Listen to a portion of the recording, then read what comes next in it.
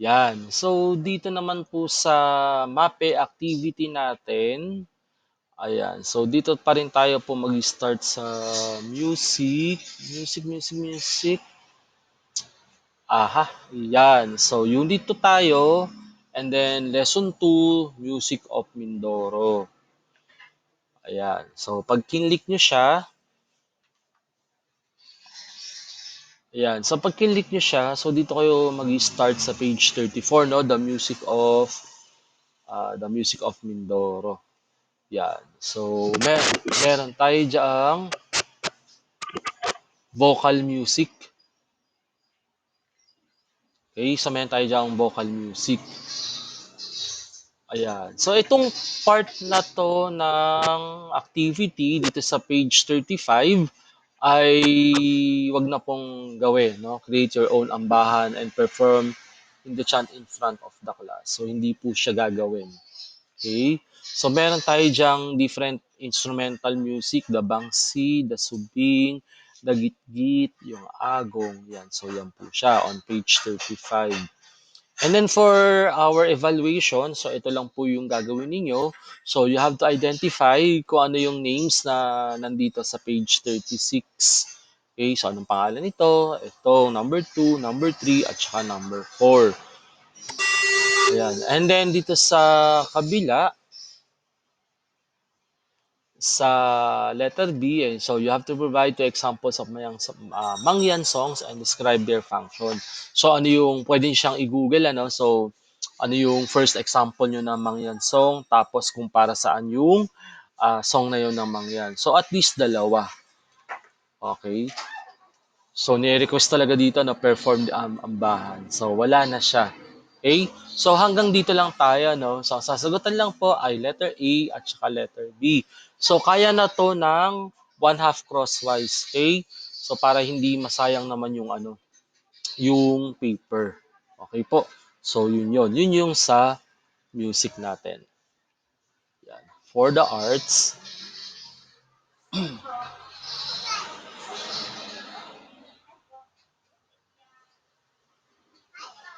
ayan yung sa arts natin. Wait lang ha. Ayan. So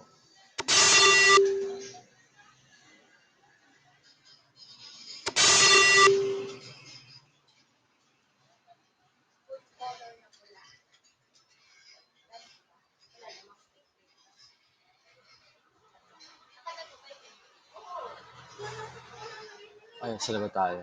Ayan, saan na ba? Yan. So, Unit 2, Lesson 4, Discovering Mother Nature in Sculptures and in Everyday Objects.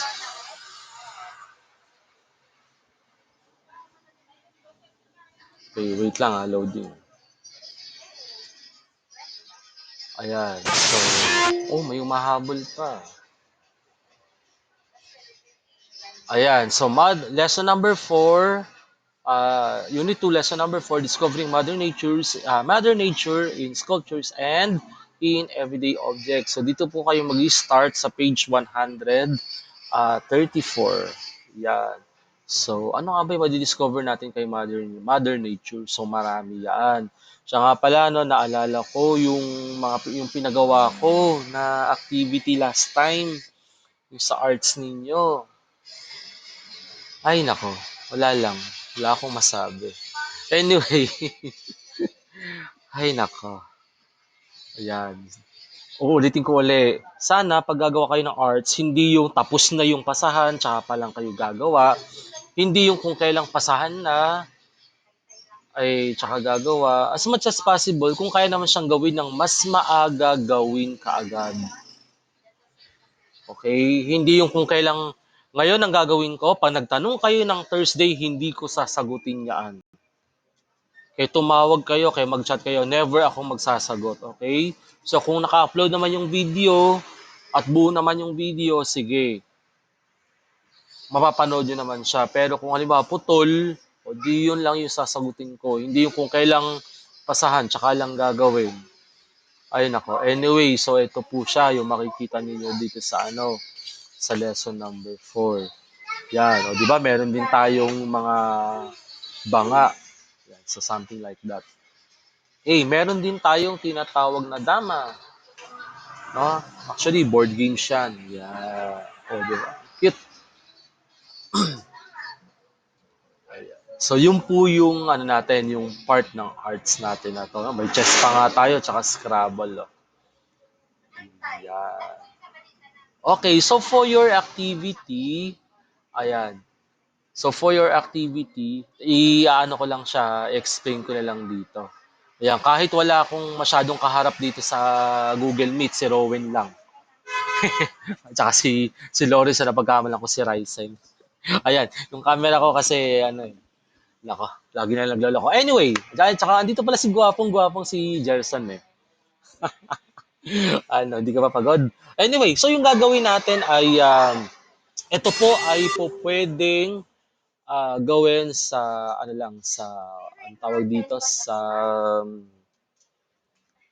cardboard o sa illustration board na luma, walang problema. Okay? So, anong gagawin? So, gagawa kayo ng tiles ng Scrabble. Alam niyo yung sa Scrabble? Pamilya ba kayo sa Scrabble? O di ba, halimbawa, letter A sa Scrabble. O di ba, yung letter A meron siyang ano, teka, yan ako kasi.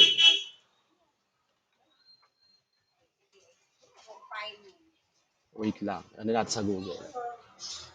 Scrabble tiles. Yan, Scrabble tiles. Ano tayo na image? Ito. Saan ba? Ito. Yan. Ay, may nakita pa ako dito ng ano eh. Wait lang. Ito. Yan. So, ganito yung gagawin nyo. So, kung ilan yung letter A sa Scrabble, basta kung ilan lahat ng letters. Di ba, meron tayong letter A to Z. Di ba, nag-promote ako, A to Z, Channel 11.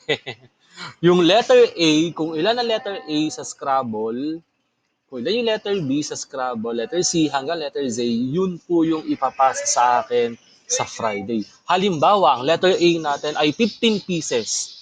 So, 15 pirasong letter A na merong nakasulat na score na 1. Ito yung letter, ito yung score. Okay? Ito yung letter B, ito naman yung score niya, 3. Okay, ito yung letter C, yun pa rin yung score niya, 3. Tapos letter D, 2. Gano'n naman kalaki. So, depende na yan sa inyo, no? Wala akong particular na size. Okay, paano siya malalaro? So, syempre, gagawa din kayo ng board. Alam mo yung board? Yung mismong Scrabble board. So, syempre, uunahin nyo munang gawin ang Scrabble board. Kanina tile, so ito naman ang board. Yan. Yan, makakahanap kayo dito sana sa Google, katulad ito, di ba? Yan, so bibilangin niyo siya. Pwede rin naman gumamit kayo ng lumang folder. Yan, so yan siya. Okay?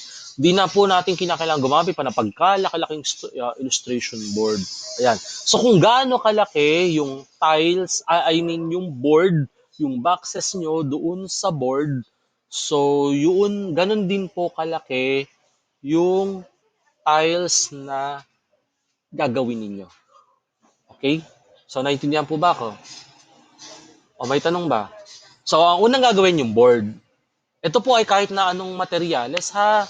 Baka pabili na naman kayo ng pagkamahal-mahal na illustration board. So kahit anong klaseng board siya po pwede. Okay? Nasisilaw ako, Lawrence. Ang tindi ng flashlight mo. Okay? So ngayon, yung gagawin nyo namang tiles doon dito sa tawag dito sa gagawin ninyo is yung gano'n lang din kalaki. Okay? So kung medyo may kaliitan yung box, gano'n lang din siya kalaki. Okay? So sana nagkakaintindihan tayo ha. So again, kung isang piraso lang yung letter Z, so isang piraso letter Z lang siya. Okay? So ilalagay niya sa plastic, okay, para hindi magkalaglagan. Ano po? So para may idea kayo, lahat ng letters na 'yan ay 100 pieces.